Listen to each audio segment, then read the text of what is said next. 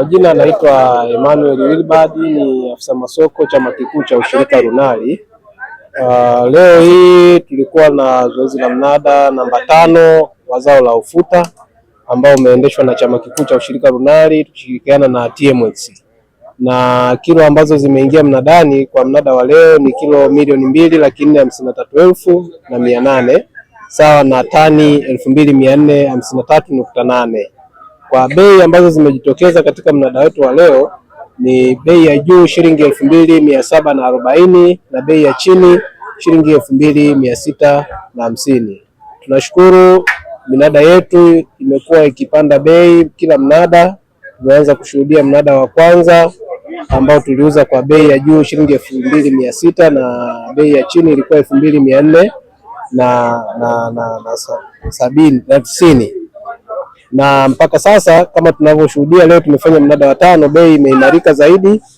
Bei ya juu imekuwa shilingi 2,740 na bei ya chini imekuwa shilingi 2,650. Hii inaonyesha kwamba bei zinaendelea kuimarika, na naomba wakulima waendelee kupeleka ufuta wao maghalani, kwani tumebakiwa na minada miwili tuweze kuhitimisha minada yetu katika msimu huu wa 2026/27.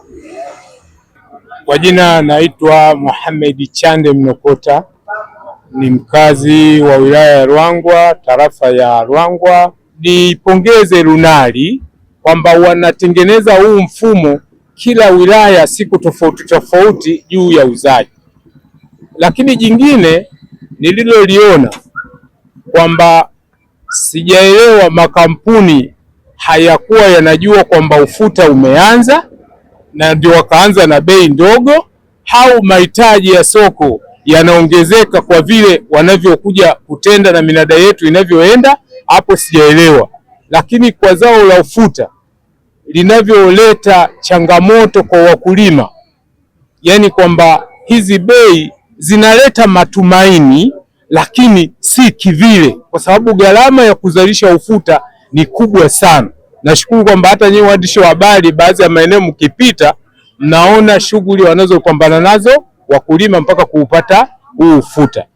Lakini serikali bado ina jukumu, pamoja na kuhamasisha ya makampuni kuja kutenda huu ufuta, bado waendelee kuwashawishi kwamba gharama za ufuta mpaka kuuzalisha ni kubwa. Kwa hiyo bei zilizopo waendelee kuongeza ili mkulima kumshawishi msimu mwingine haendelee kulima kwa bidii zaidi.